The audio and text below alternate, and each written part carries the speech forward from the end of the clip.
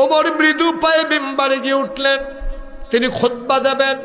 আউযু বিল্লাহি মিনাশ শাইতানির রাজিম, বিসমিল্লাহির রহমানির রহিম। মাত্র খুতবা শুরু করবেন, পেছন থেকে একটা যুবক লাফ দিয়ে দাঁড়িয়ে গেল। খাপের ভেতরে তরবারি ছিল, টান দিয়া তরবারিটা বের করেছে। ডাক দেয়া কয়, ওমর আপনি খুতবা বন্ধ করেন। কিছুদিন আগে সবাই মিলে আমরা রাষ্ট্রীয় তহবিল থেকে কাপড়ের টুকরা পেয়েছি, সবাই এক টুকরা করে কাপড় পেয়েছি। নতুন কাপড় দিয়া আমরা সবাই পাঞ্জাবি বানিয়েছি, কিন্তু আমরা খেয়াল করে দেখলাম আপনিও নতুন কাপড় পাঞ্জাবি পরে এসেছেন। কিন্তু আফসোস হচ্ছে আমাদের পাঞ্জাবিগুলো এত লম্বা হয় নাই, আপনার পাঞ্জাবি দেখি অনেক লম্বা। জানতে মন চায়, ক্ষমতা দেখাইয়া কাপড় বেশি নিছেন নাকি? কাপড় চুরি করেছেন না ক্ষমতা দেখাইয়া কাপড় বেশি নিছেন? আগে জবাব দেবেন। পাঞ্জাবি লম্বা হইল কেমনে? এই জবাব না দিতে পারলে মদিনার কোনো মুসলমান আপনার খুতবা শুনবে না। সুবহানাল্লাহ বলবেন না? অর্ধেকটা পৃথিবীর প্রেসিডেন্ট, আমিরুল মুমিনিন, খলিফাতুল মুসলিমিন, যার ব্যাপারে নবী বলেছেন আনা খাতামুন নবিয়্যিন লা নবিয়্য বাদি, আমার পরে আর উমর নবী নাই। আমার পরে যদি নবী থাকতো আমার উমর আমার পরে নবী হইতো।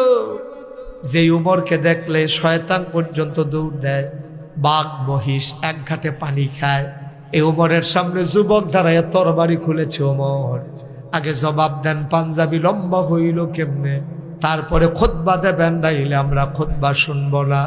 ওমর মাথা নিচু করে ফেললেন, গাল বেবি টপ টপ করে পানি পড়ে। ওমর আর কথা কয় না। ওমর চুপ মেরে দাঁড়িয়ে আছেন, কাঁদতেছেন। ওমরের ছেলের নাম ছিল আব্দুল্লাহ। আব্দুল্লাহ ইবনে ওমর দাঁড়ালেন, বললেন, ভাইয়েরা, ও ভাইয়েরা, আমার আব্বা কাপড় চুরি করে নাই, আমার আব্বা কাপড় চুরি করার মানুষ না।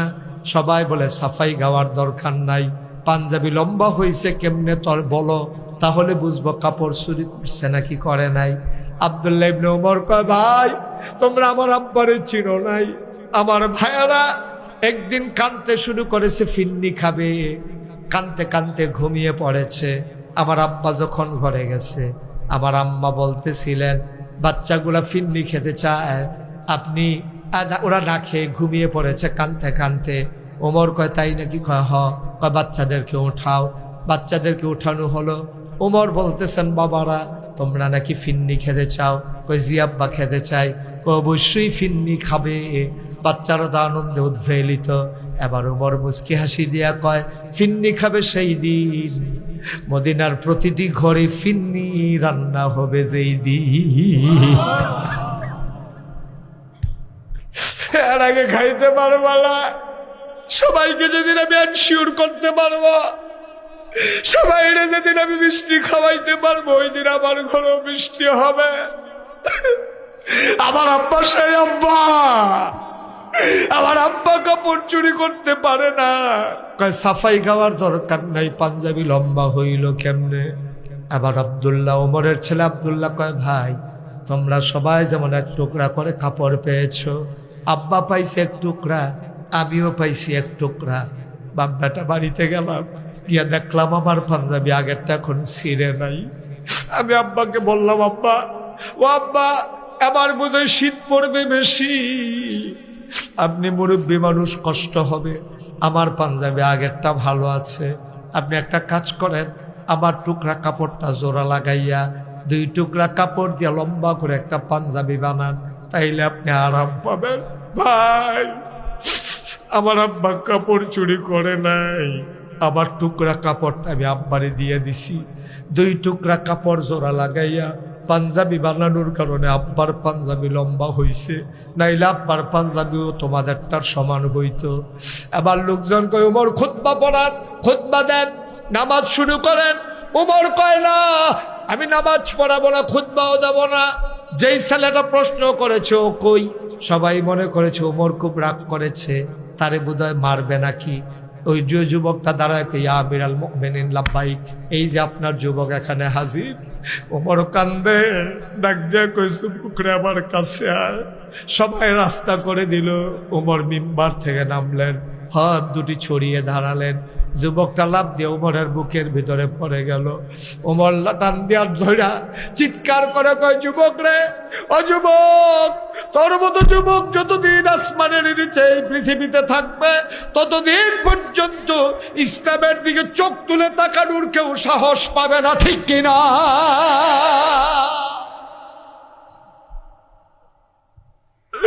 তার মতো যুবক যতদিন থাকবে ইসলামকে নিয়ে কেউ ছিনিমিনি খেলতে পারবে না।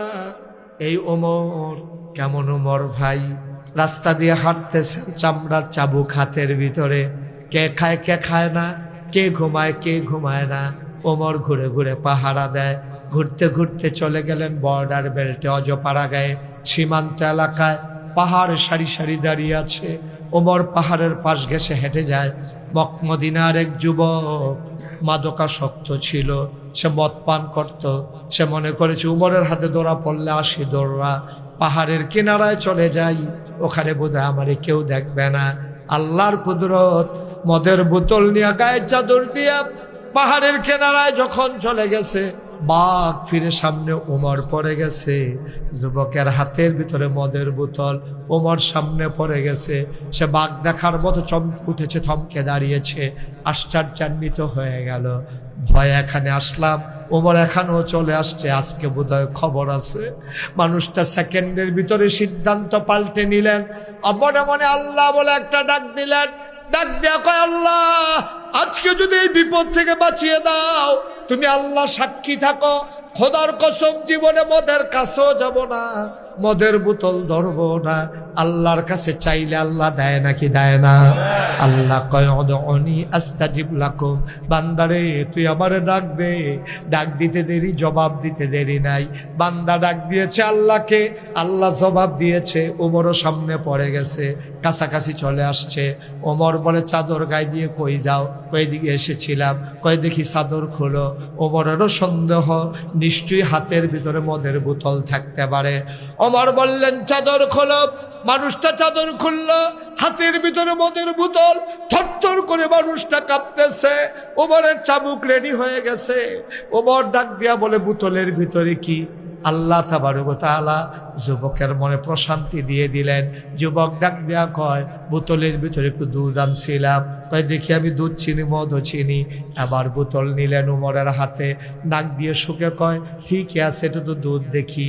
ও যুবক চিৎকার করে কয়, তাইলে বোঝা গেল আল্লাহর কাছে চাইলে আল্লাহ এখনো দেয়।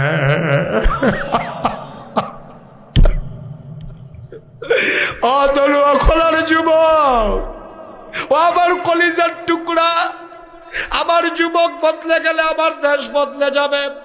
আমার যুবক যদি সুন্দর যুবক হয়ে যায়, আমার বাংলা সোনার বাংলা হয়ে যাবে।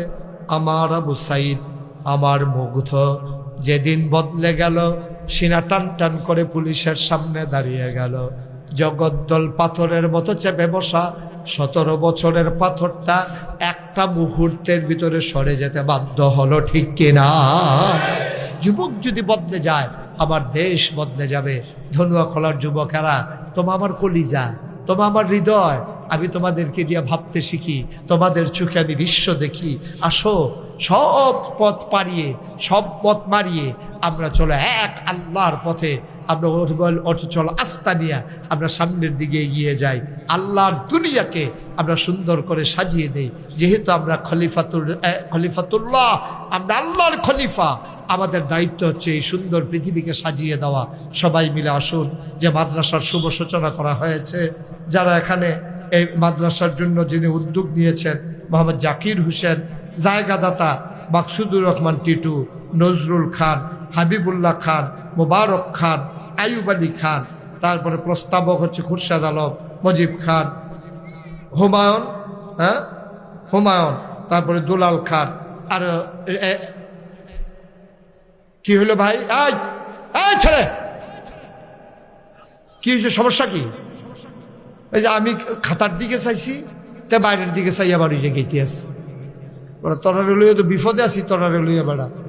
আমরা কি কেউ নামাজ পড়তাম না? হ্যাঁ সব তোমরা এই কালা পাঞ্জাবি কি তো বইবে না না আগে রাখছে, রাস্তাটা আগে রাখছে, বুঝছো না? বাইরে ফিরেছে পোকা ধোয়া শেষ। মাদ্রাসার জায়গা অনেকে দিয়েছেন, অনেকে দেবেন। সুন্দর করে যেন মাদ্রাসাটা হয়, যেন সবাই এখানে সহযোগিতা করবেন। এখানে 1 শতক জায়গার অনেক দাম আমি জানি, কিন্তু তারপরে মাদ্রাসার জন্য একটু জায়গা দিতে পারা এটা একটা বিরাট ব্যাপার। খুরশেদ আলম ভাই কি জায়গা দিয়েছেন ইনশাল্লাহ? খুরশেদ আলম ভাই কি আছেন এখানে? খুরশেদ ভাই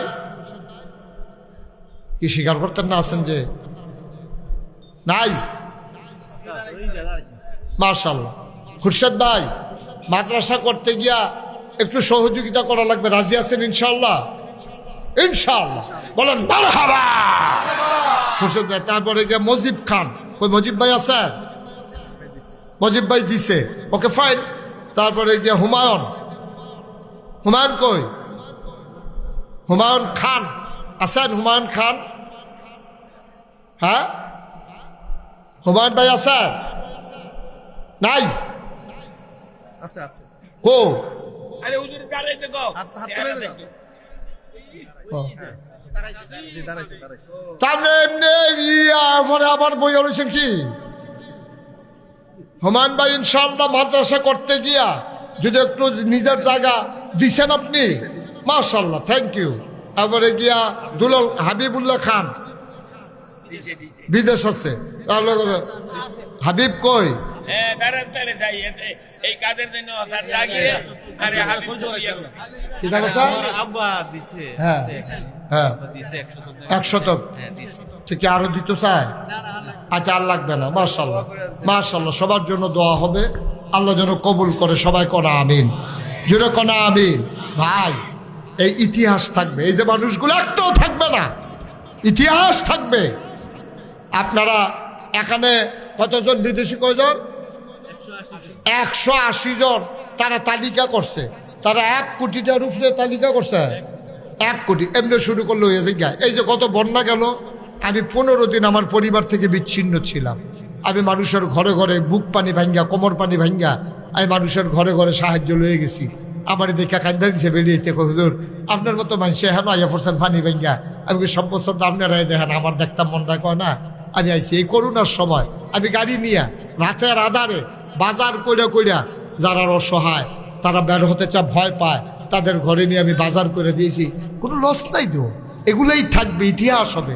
আপনি সুন্দরভাবে কাজ করবেন, দেখবেন আল্লাহ ঢাইলা দেবে, নিয়ে কুলাইতে পারবেন। তারা গেছিল আমার দাওয়াত দিত, ফয়েজ ভাই গেছিল, আর এবারে গিয়া মোবাইলে কথা কইছিল, টিটু ভাই গেছিল, হ্যাঁ নজরুল ভাই গেছিল।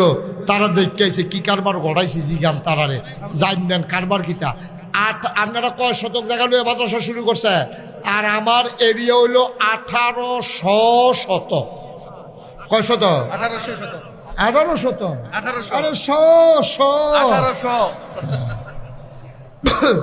1800 শতক জায়গার উপর আমার কমপ্লেক্স। আর জায়গায় জায়গায় মাদ্রাসা মসজিদের অভাব নয়ও। আমি চিন্তা করছি উল্টা, মসজিদ তো ওইবই। আমি চিন্তা করছি অসহায় মানুষগুলোর চিকিৎসা হয় না। 20,000 স্কোয়ার ফুট আমার হাসপাতাল, নিচতলায়, দোতলায়, 3 তলায় মসজিদ। আমি থাকবো না, হাসপাতাল থাকবে, চিকিৎসা হবে। যখন এই দিয়ে আয়োজন করছি, ইঞ্জিনিয়ার গেছি কত লাগবো, ইঞ্জিনিয়ারে কয় হুজুর 30 কোটি, পয়লা কইছে 15, এরপরে কয় 30 কোটি টাকা বিলে লাগবো।